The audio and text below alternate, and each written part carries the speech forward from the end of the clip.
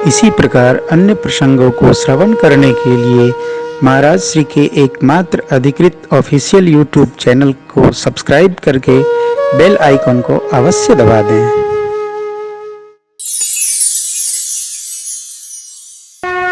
है तो चल पड़ी राम जी की सेना साथ, हर हर महादेव का घोष करते हुए, जय श्री राम का घोष करते हुए भगवान की सेना चल पड़ी। भगवान के बयान को जानकर मेरी मां के वामांग फड़कने लगे, रावण के यहां पुरुषों के वाम अंग और माताओं के दक्षिण अंग फड़कने लगे, उल्टा होने लगा। मेरी मां का वामांग फड़कने लगा, अर्थात भगवान निकट आ रहे। जो जो शकुन मां को हो रहा है रावण की ओर वही अशकुन हो रहा है। भगवान के बल को पाकर और वानर लोग अति आनंद अति उत्साह में, कोई पर्वत लिए है, कोई वृक्ष उखाड़े है और जय श्री राम हर हर महादेव का घोष करते साथ कपि लोग चले जा रहे हैं। धरती डगमगा गई, वानरों के निनाद से धरती डगमगा गई। दिक्कज लोग अपनी धुरी पर करमला उठे। दिक्कज डोल माही गिरी डोल सागर करवत मन हरस सब गंधर्व सुर मुनि नाग किन्नर दुख तरे कट कट हिमर कट विकट भट बहु कोटि कोटि धावहि जय राम प्रबल प्रताप कौशल नाथ गुण गण गावहि सही सकन भार उदार यही पति बार बार ही मोहि कह दसन पुनि पुनि कमठ पृष्ठ कठोर सोति सोहरि रघुवीर रुचिर प्रयाण प्रस्तुति जानि परम सुहावनि जनु कमठ घर पर सर्प राज सो लिखत अभिचल पावनि लिखत अभिचल पावनि लिखत अभिचल पावनि। भगवान की यात्रा कैसे शोभायमान हो रही है, मानो शेष जी कक्षप महाराज के सिर पर भगवान की यात्रा की मंगल पत्री लिख रहे हैं। बार बार शेष जी के दांत कक्षप जी के पीठ पर घस रहे हैं, स्पर्श कर रहे हैं। वो भगवान की यात्रा का मंगल मुहूर्त अंकित कर रहे हैं कि भगवान जा रहे हैं। इस प्रकार एहि विधि जाओ ये कृपा निधि उतरे सागर की जहाँ तह लागे खान फल भालु पुर कपीरी। अब पूज्यपाद गोस्वामी जी राम जी के साथ भगवान शिव कहते हैं, देवी यहाँ तो भगवान यात्रा लेकर यहाँ आ गए समुद्र के तट पर, वहाँ पर निशाचर लोग जब से हनुमान जी लंका जला गए सब भय सहित हो गए, भयाक्रांत हो गए। आदमी जब डर जाता है तो करना चाहता है कुछ, उससे हो जाता है कुछ। मंदोदरी जी ने रावण को समझाया उचित समय पाकर, रावण माना नहीं। मंदोदरी मैया पंच कन्याओं में एक है, श्रेष्ठ है। मंदोदरी ने हृदय में विचार कर लिया कि भगवान लगता है इनको वध करना चाहते। रावण सभा में आया और सचिवों को बुला लिया, सबसे राय करने लगा मंत्रीगणों से। समुद्र के पार सेना आ गई है, कहिए क्या करना चाहिए।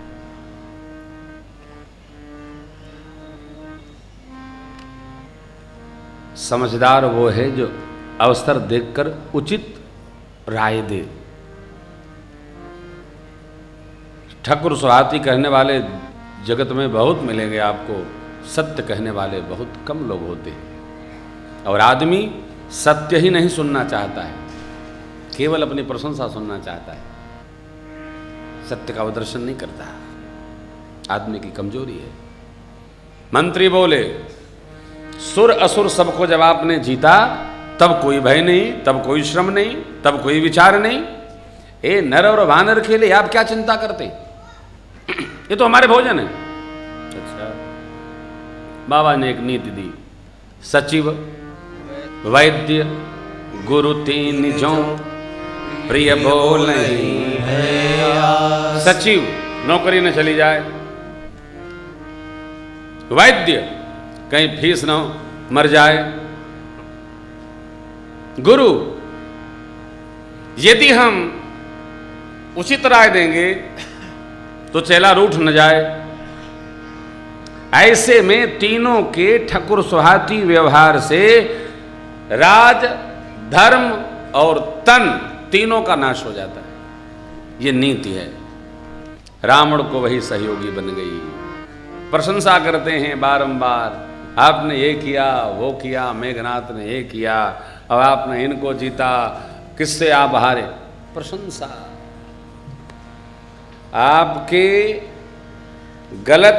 आपके द्वारा किए गए गलत कार्य को भी सही बताने वाले यदि आपके 2 मित्र हैं तो 100 शत्रु आवश्यक नहीं है, वो दोनों ही आपको समाप्त कर देंगे।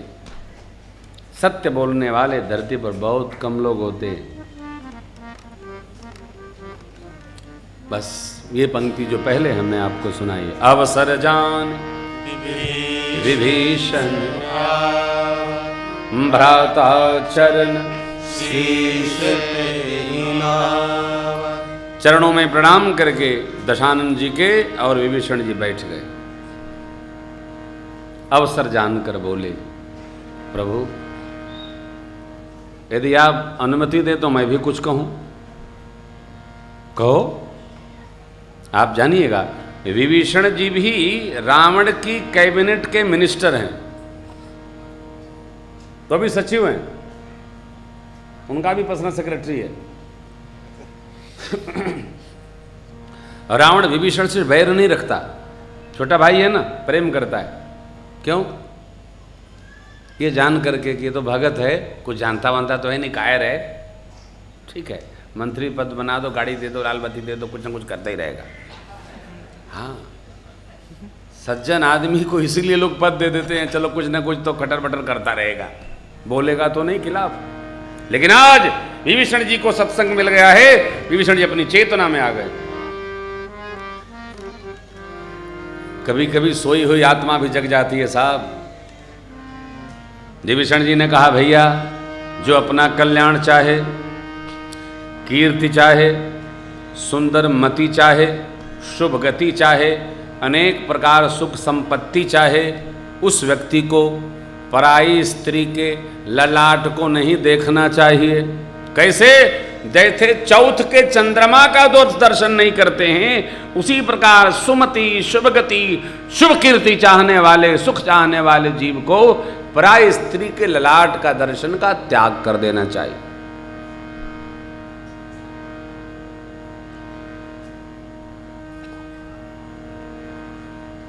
रावण चुप सुन रहा है। विभीषण जी आगे बोले, यहां तक तो चलो, जो कह दिया सो ठीक है। अब आगे बोले बड़ा खतरनाक, बोले 3 लोग 14 भुवन के एक मालिक,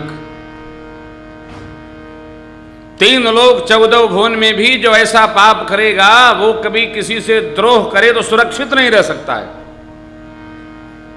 बहुत गुणी व्यक्ति हो, सारे गुण उसमें अवतरित हो गए हों, लेकिन अल्प मात्र भी उसमें यदि लोभ है, उसकी यश गाथा नहीं होती। क्यों?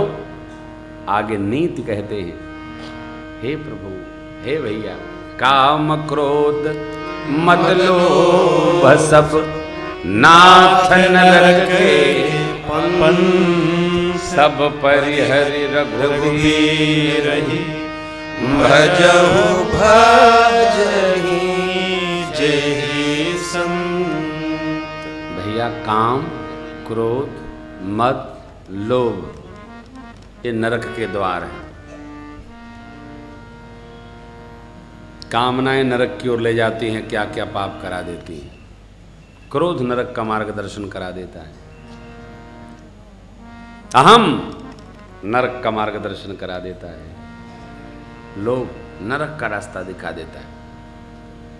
देखिए, लाभ तक तो ठीक है, व्यापार में भी लाभ हो तो ठीक है, जहां लाभ पर ऊपर की मात्रा लगी वो नरक ले जाएगा। हाँ, मैं बैठते ही कहा कि आप लोग समझते बहुत जल्दी है और मुझे बड़ी प्रसन्नता होती है। लाभ तक तो बहुत अच्छा लगता है, लेकिन लाभ जब लोभ में बदलता है बहुत कष्ट देता है। आदमी को इतना लाभ रखना चाहिए कि त्रास न मिले। किसको?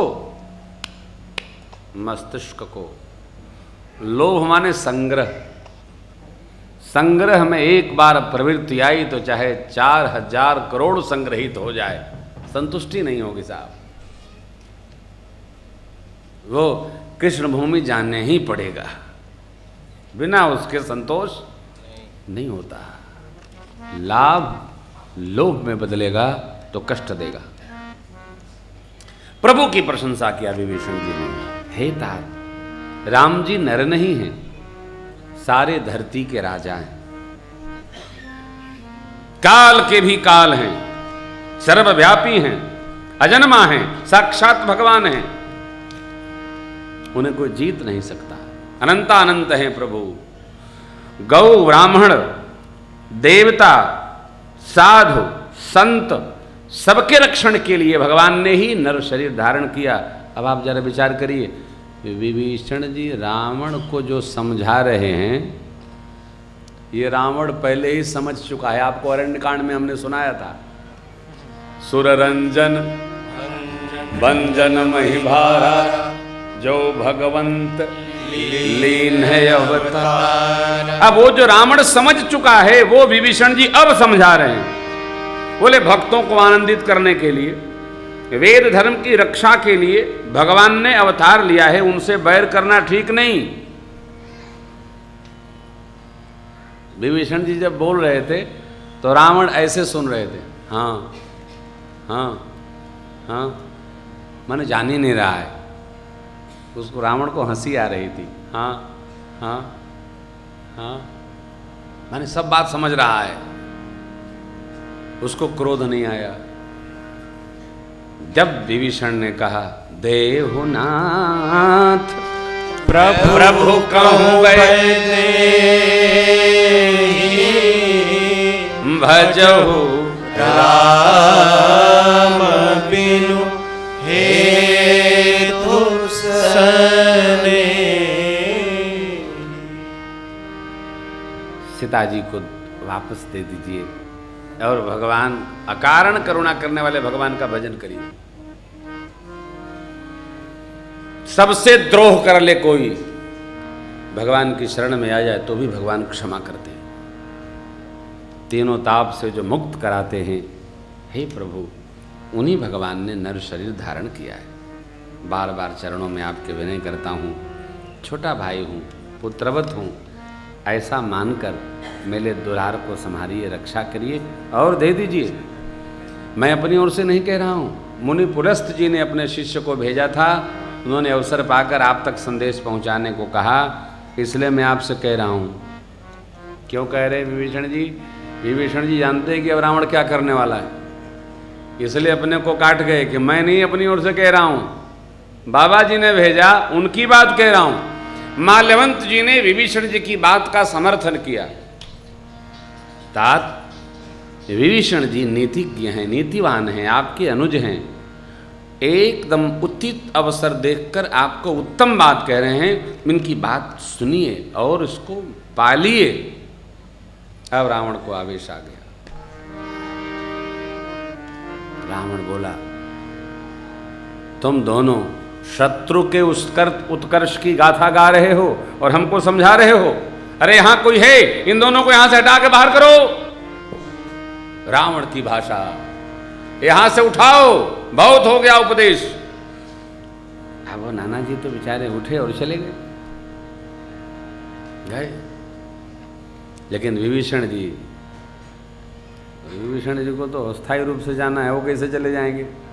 विभीषण जी फिर हाथ जोड़ लिए, प्रभु, सुंदरमती और बुरीमती सबके हृदय में वास करती है, ऐसा वेद पुराण कहते हैं। जहाँ सुंदरमती होती है वहाँ अनेक प्रकार संपत्तियों का वास होता है, और जहाँ कुमति होती है वहाँ विपत्ति आती है।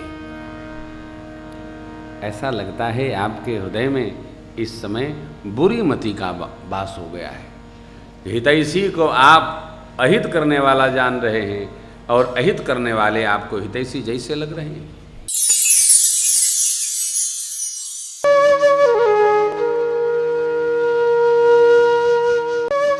इसी प्रकार अन्य प्रसंगों को श्रवण करने के लिए महाराज श्री के एकमात्र अधिकृत ऑफिशियल यूट्यूब चैनल को सब्सक्राइब करके बेल आइकन को अवश्य दबा दें।